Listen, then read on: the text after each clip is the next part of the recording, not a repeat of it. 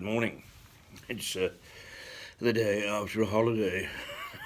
I don't know why, but that always throws me, and I can never remember quite which day it is.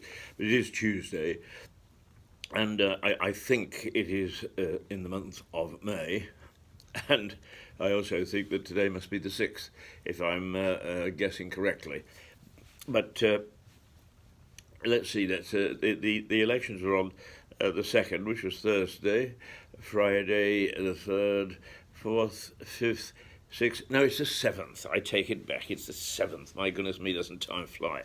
Anyway, Keith Hayes, Mirador Television, coming out of Lewes in East Sussex. And I suppose, even though the election results for Lewes District Council have to be uppermost in our minds, we have to say, I suppose, and join the nation, that the Duke of Sussex has had a boy. It's a boy. And I hope soon that the damn thing will... I'm sorry, I didn't mean that, but you can tell that probably that the paternal part of me has disappeared over the years. The little fellow will get a name soon, so that we don't have to have this ridiculous baby Sussex bit that seems to have picked up. Baby Sussex. Well, I suppose it is a good old headline. Anyway, congratulations to Harry and to Meghan. Presumably, now the Duke of Sussex title will pass down to him. So we will have, for quite a long time, and much longer after I'll be on this mortal coil, a Duke of Sussex, because it was about 172 years between the last one and this one. And the last one was quite an interesting character, really. He married twice without asking his brother's permission and his father's permission. In other words, the two kings, and he was forbidden to do that without royal assent. So they were declared that void, and his poor wife, whom he adored, had to bear illegitimate children, or at least the children became illegitimate. It is interesting that, whatever else, he was very faithful and loyal to her, and fought the establishment until he was offered the Duke of Sussex position and 20,000 quid. He immediately decided that money was the better part of discretion, and he jumped ship. But he was always faithful to her, and Queen Victoria, for whom the Duke of Sussex, Frederick Augustus, was a favourite uncle. He actually gave her away when she married Prince Albert, righted the wrong and made sure that his wife, who had been declared illegal, got a title, and that the family were looked after. So God bless Victoria. We entered a new era, obviously, at that particular time. All right, well done, Harry. Let's hope that everything is well, that the young royal is brought up, perhaps partly in the reflection, shall we say, of his grandmother, and certainly of Harry and William, who have brought a different type of temperament, I think, to the royal family. All right, enough of that. Now, our real purpose on Mirador Television is to keep an eye on the politics, and we had an election last Thursday, May the 2nd. People went to the polls. I must say that in some parts of the county, I'm elated because the independents did extremely well. And you can always guess that we in Lewes will do exactly the opposite to anybody else. So we dumped one independent. I hope that he gets onto the town council. We won't know that until today. But Stephen Caitlin, who was a very effective one, and I went and watched him in action at the council meeting, and he was excellent. But he was dumped in favour of a Green, I think. I'm happy to say that the other independent that is in my patch was Ruth O'Keefe. She got back with a thumping majority. She's a very hard-working and effective councillor, so I think rightly so that she was returned. But I was disappointed that more independents didn't come into Lewis. But then again, as I say, we always do opposite to the rest of the county, and probably we're going to live to regret it. But there we go. Why get excited about it? Because we've got a new bunch of people, and it gives us an opportunity to start afresh, to keep them to account. The former council leader was dumped. He didn't get re-elected. The Conservatives still have the majority number of seats, but the Greens came up to, I think it's 9 seats. Lib Dems did okay. And as I say, the independents really fell at the fence, and I'm very sorry about that, because I don't believe, and I will not believe ever, that party politics should play a part in local governments. Because if we go back to this iniquitous cabinet system, which I'm quite sure we will, and I know that Stephen Catlin was on a committee to try and look at alternatives, so we hope that he very much will able to work in the background and work on that committee, or if not, I'll invite him to work with me to try and get rid of the damn cabinet system, because it's iniquitous, absolutely iniquitous. Now, I'm going to keep an eye on the Greens, because they made a lot of noise, and a lady came to the door and gave me the spiel about the Greens, and I said I was very interested and so on. I told her who we were, and she said, "Oh, that's terribly exciting. I shall go away and tell all my colleagues about it, and we'll certainly want to stay in touch with you," and so on and so forth. Well, they'll make very good councillors if they keep on the way that they have with this lady, because the silence was resounding again, which it always is from the council. I was just looking up some of the rules that account for social care, because one of the criticisms of councils, whether it's at the county level or the district level, is they don't give us fig about social care anymore, and duck and weave to try and avoid it. Well, I put in a complaint. What it says is go to their appeals, go to their complaints department, and you can, that's the way to do it. Well, I'm quite sure that a number of people have died before they even get a response. I got a response from last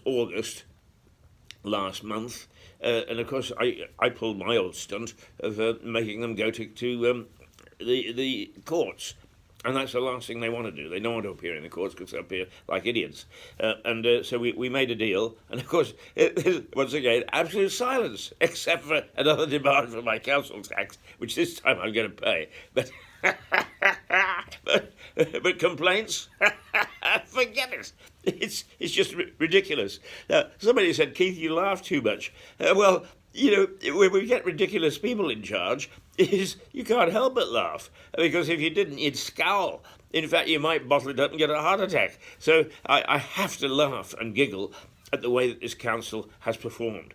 So hopefully, if the Greens do what they say they do, and they'll bring a fresh look to this council, then the first thing they better do is to make sure that it's not secret, which means dumping the cabinet, because that is the most covert part of this entire governance here that we've got. Get rid of the cabinet and stop playing party politics and start to listen to some of your councillors. Undoubtedly, in the list of councillors that we've just elected, there's some very good people. But with the cabinet system, they're so easily marginalised. And that is wrong. These people promised us that they would reflect our views to the council. And they don't get a chance in the main. They're puppets, muppets. Hey, okay, this is how you vote. Hey, and up goes the hand. Well, that's not good enough. And we certainly are going to keep an eye on it. I'm quite sure that the people at Lewis Eye, very good investigative journalists, are going to keep an eye on it. And the people like Mick Symes, who runs the Lewis Present group, he keeps an eye on things, and actually bit by bit, some of the Facebook groups that appear for the tiny towns, as we call them, the communities from Hastings and Battle right across to the borders of Brighton. They're getting better at making sure that they look at things other than lost cats and where's the nearest hairdresser. So bit by bit, local media is beginning to spark back into life. Excuse me if you see my chin. I'm just checking all the time. There we go. It's 5:56. Now, we are going to start to move around Lewes as of tomorrow morning. As you can see, I've got the gear out to make sure that I don't get too cold just at the moment, because it is still pretty parky. And sitting around in the cold doesn't do anybody any good. And I just wanted to say that that microphone is, of course, the window to the world. That's a silly thing to say, but it's the way that the message is carried when you're a broadcaster. And over the weekend, Nick Witchell of the BBC dried up. He lost his way, and he had to go back to the studio and say, pick it up for me, please. Well, let me say this, that it may look easy, particularly, I'm sure that people say, look at that mouth go, Hayes' mouth. Well, it may look easy, and it's not.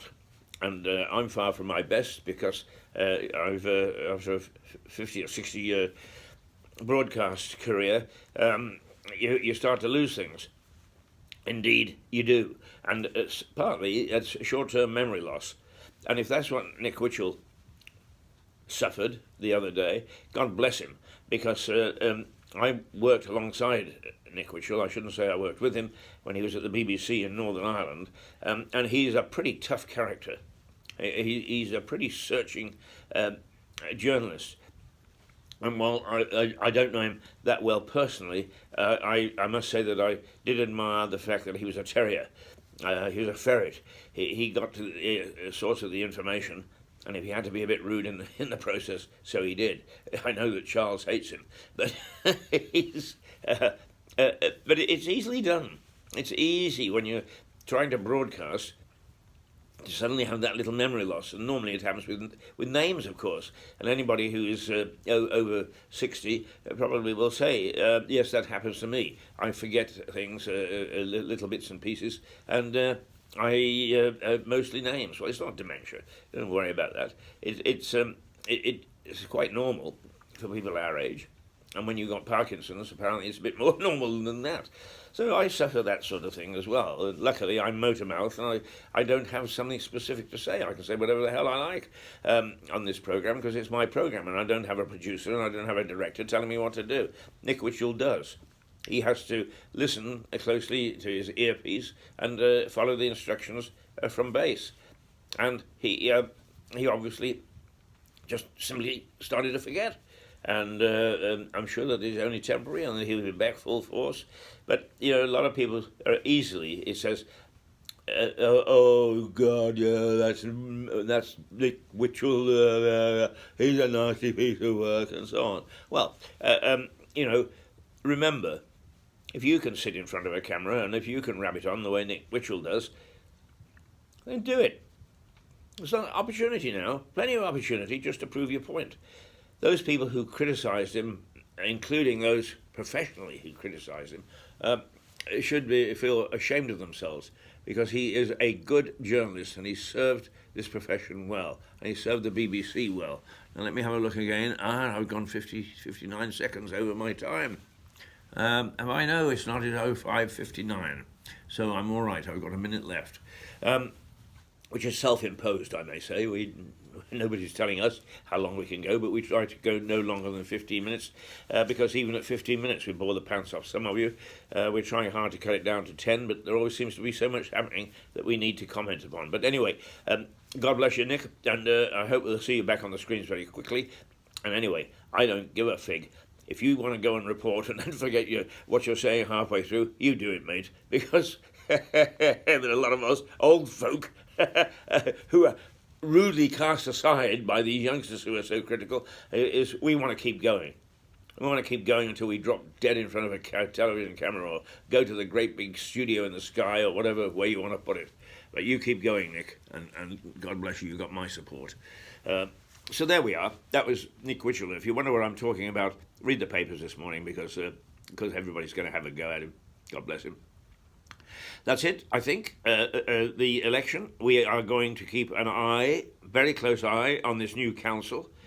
I shall go along to the first council meeting, see how they seem to be constituted, and from then on, we're going to ask questions, and we want you to ask questions, and we want councillors to ask questions, no matter, even if they are part of a political party.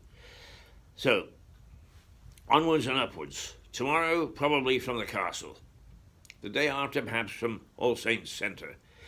Where else, of course? Well, we can go down to Cliff, and we try to broadcast a little bit from around Lewis, because we are so historical, and it's also very picturesque, and it's a way to actually show the world what sort of town we live in. So that's where I'll be, somewhere out there tomorrow. At 4:45, 5:45 in the morning, it can still be a bit chilly. So if I'm wrapped up, forgive me. Till tomorrow, toodle pip.